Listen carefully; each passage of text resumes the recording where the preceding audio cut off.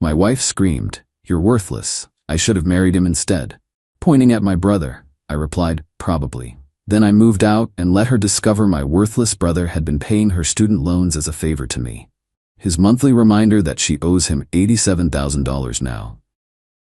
Original post: I, 33 male. I'm sitting in my new studio apartment, eating ramen, and honestly, life's never been clearer.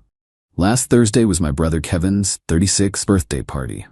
Family gathering at my parents' house. My wife Jessica, 31, had been in a mood all week. Something about her coworker getting promoted while she didn't. Whatever. I'd learned to ride out these storms over our 5 years of marriage. We're all having dinner, and Kevin's telling a story about his new Tesla. Jessica had been drinking wine since 4 p.m. She suddenly interrupts.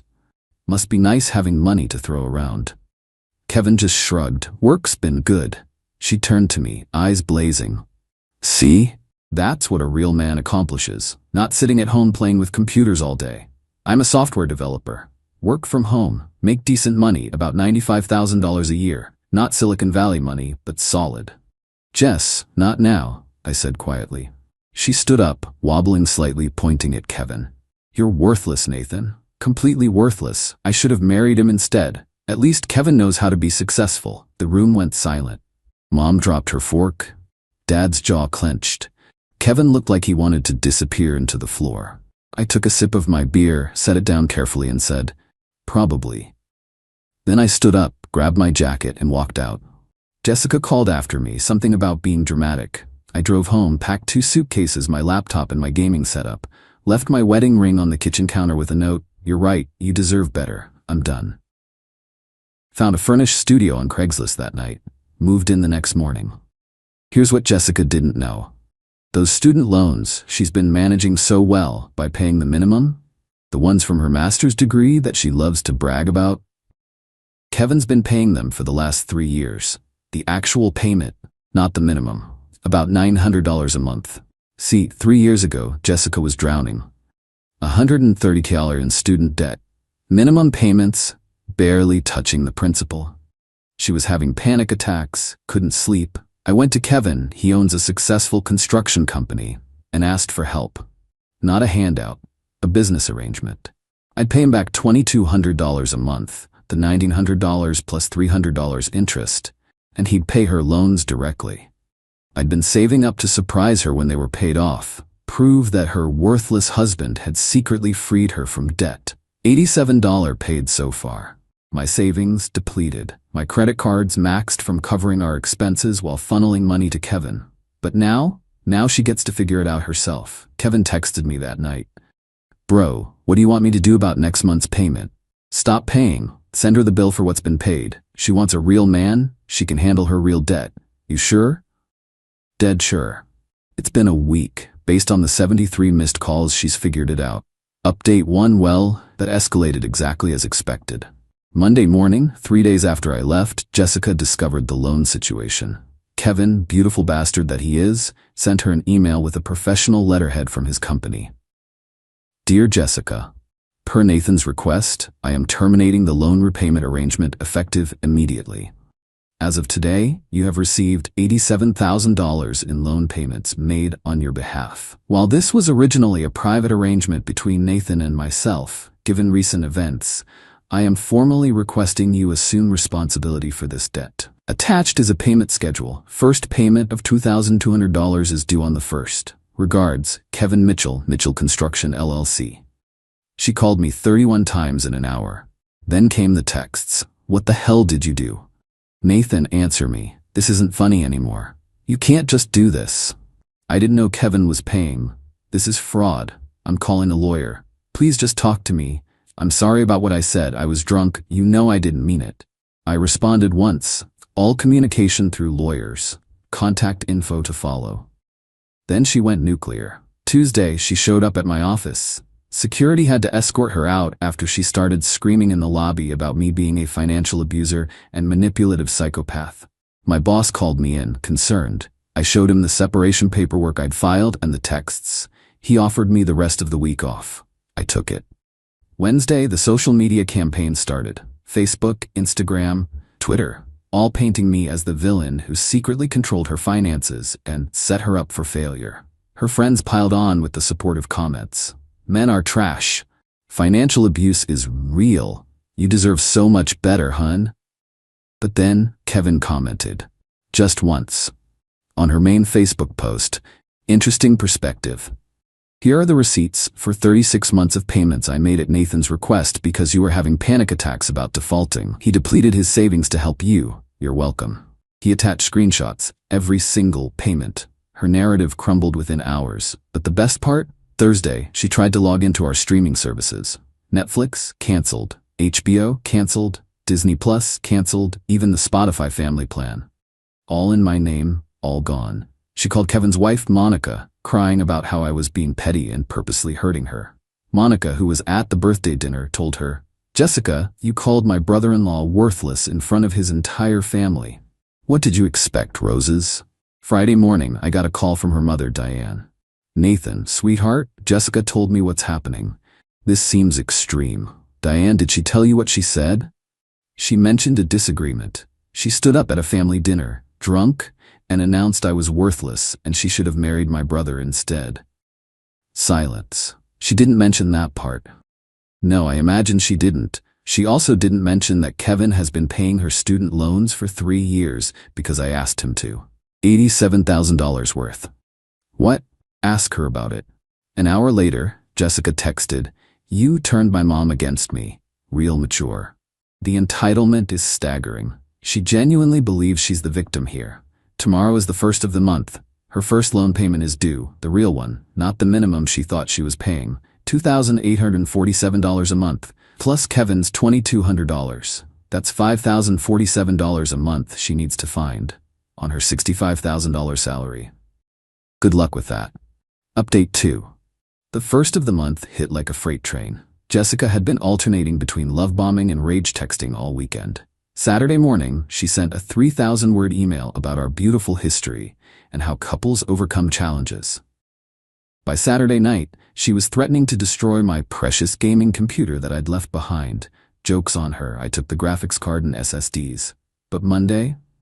Reality check bounced hard. Her loan servicer auto-debited the actual payment amount, $2,847. Her account had $1,200.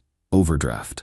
Then Kevin's automatic invoice system, he's petty like me, sent her a formal payment request. Another $2,200 due. She called me screaming. Actually screaming. I let it go to voicemail. Nathan, you piece of shit. My account is overdrawn. The bank is charging me fees. You set me up. You knew this would happen. I'm going to destroy you. I'm taking everything in the divorce, everything. I texted back. Lawyers only. Then came the extinction burst, though she had no idea that's what it was.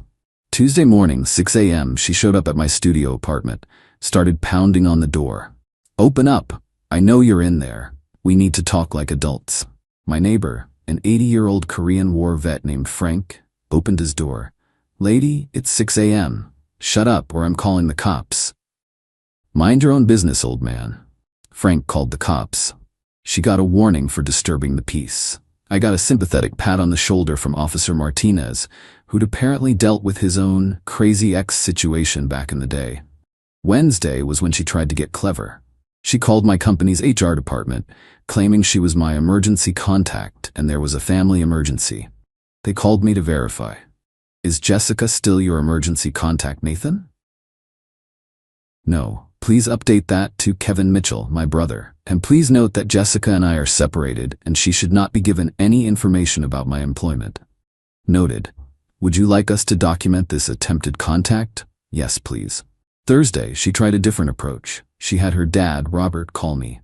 Robert's a good guy, works as a mechanic, straight shooter. Nate, what's going on, son? Jess is at her house crying her eyes out. Something about loans? I explained everything. The dinner, the arrangement with Kevin, the years of payments, all of it. Long pause. She really said you were worthless? In front of my entire family. Jesus Christ. I didn't raise her like that. I know you didn't, Robert. How much does she owe? $43K left on the loans, $87K to Kevin. He whistled low. She makes what, $65K? About that. She's screwed. Yeah. You know what? Good.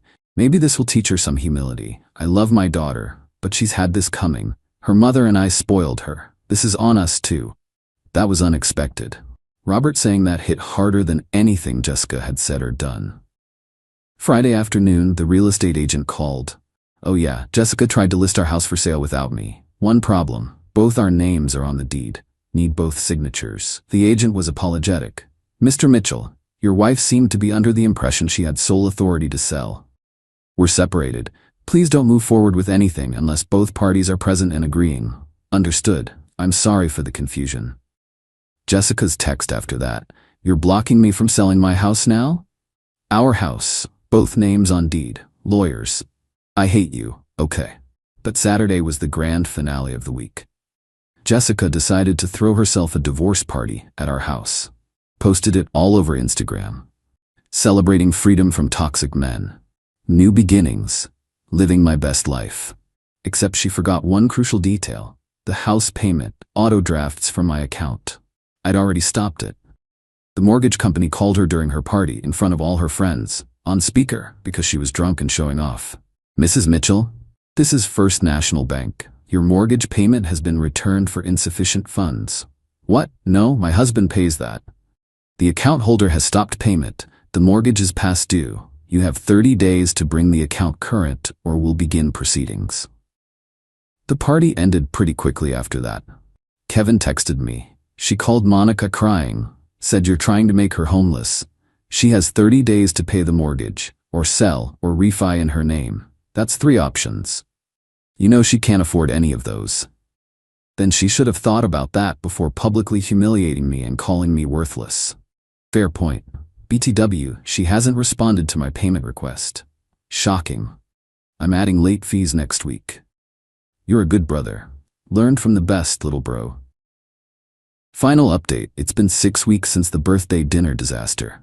The divorce papers were filed 2 weeks ago. Here's how it all played out. Jessica tried every manipulation tactic in the book.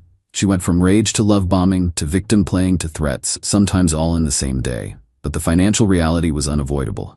Week 3, she got hit with second overdraft from loan payment, $2,847. Kevin's second invoice, now with late fees, $2,300. Mortgage past due notice, $2,100. Credit card minimums without my contributions, $890. Total monthly, $8,147. Her take-home, $3,900.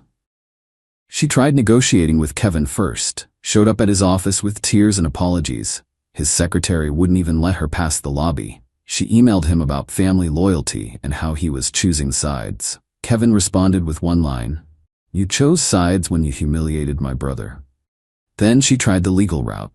Hired a lawyer with her last credit card. The lawyer reviewed everything and told her the truth. The debt to Kevin was legitimate. The house would need to be sold, and she'd be lucky to walk away with anything given the mortgage balance and equity split. She fired him and hired another lawyer. Same result. The house sold last week. Quick sale, below market, but enough to cover the mortgage and realtor fees. After the split, she walked away with $11,000. I got the same. The divorce was finalized yesterday. Uncontested because she had no grounds to contest. Assets split 50-50, which wasn't much. Debts remain separate. She keeps her student loans. She owes Kevin separately. That's between them now. The best part? Her own friends started distancing themselves once the truth came out. Turns out calling your husband worthless in front of his family doesn't play well when people learn he was secretly paying your debts. Her Instagram went from strong independent woman posts to nothing. Radio silence. Last I heard from Robert, she moved back in with them. He made her get a second job to pay her loans. She's working at Target on weekends, he told me last week. Humbling experience for her. Should have happened years ago. Jessica sent one final text yesterday after the divorce was finalized. I hope you're happy. You destroyed my life over one drunken comment. I responded for the last time. No, Jessica. I revealed your life. The destruction was already there, hidden under $87,000 of my brother's money. You called me worthless, but you've been living off my worth for 3 years. The only thing I destroyed was the illusion. Good luck. Blocked her after that. Kevin forgave the debt last week. Sent her a formal letter stating the $87 was forgiven. No payment required. Tax implications are her problem. She'll owe the IRS about 20 KLAs in taxes for that forgiven debt. She doesn't know that yet. Why'd you forgive it? I asked him. Because holding on to it means staying connected to her drama. I did it for you, not her. You're free now. Really free. He's right. I'm in my studio apartment. It's small, but it's peaceful. No more walking on eggshells. No more financial drain. No more being called worthless while secretly being the only thing keeping her afloat. My credit's shot from the maxed cards, but I'll rebuild. Already got a raise at work. Turns out when you're not stressed about hiding $2,200 monthly payments, you perform better. Who knew? Started dating someone last week. Nothing serious yet. She's an accountant, which is ironic. First thing she said when I told her this story, "Wait, you paid how much of her loans without telling her? That's the opposite of financial abuse. That's financial enabling." Yeah, it was. But the real kicker came this morning. Jessica's best friend Hannah, who was at the birthday dinner, sent me a DM. "Hey Nathan, I know we weren't close, but I wanted to say I'm sorry for believing her side initially. She told me yesterday that she knew about the loans the whole time. She found out 2 years ago when she saw Kevin's name on a payment confirmation you left on your desk. She kept quiet because she wanted to see how far you'd go for her. She was testing you. Thought you should know." I stared at that message for an hour. She knew. She knew I was killing myself financially to help her. And she called me worthless anyway. I forwarded the message to Kevin. His response, "Holy shit. Thank God you're divorced." Yeah. Thank God. I'm not angry anymore, not even hurt, just relieved. The mask fell off, and everyone saw who she really was, including her. My therapist, got one of those now, said something that stuck. "Nathan, you spent 3 years trying to prove your worth to someone who assigned you none. The only person who needed to recognize your worth was you." She's right. I'm worth more than being someone's secret financial plan while being publicly humiliated. I'm worth more than maxed credit cards and depleted savings for someone who'd call me worthless at a family dinner. I'm worth more than Jessica ever deserved. Probably should have married Kevin instead. Nah, she was never worth either of us. I'm good now. Really good. Studio apartment, ramen dinners and all. At least the ramen's mine, bought with my money, eaten in my peace. That's worth everything. Edit, to everyone asking, yes, Kevin and I are still close. Closer than ever, actually. He's coming over Saturday to help me build a desk. Monica's bringing beer. Family that actually values you, that's worth more than any loan payment. Edit 2, stop asking for Jessica's social media. Let her rebuild in peace. We're all moving on. Edit 3, yes, the tax implications for forgiven debt are real. Consult a tax attorney if you're ever in this situation. The IRS considers forgiven debt as income. She's in for a surprise come April.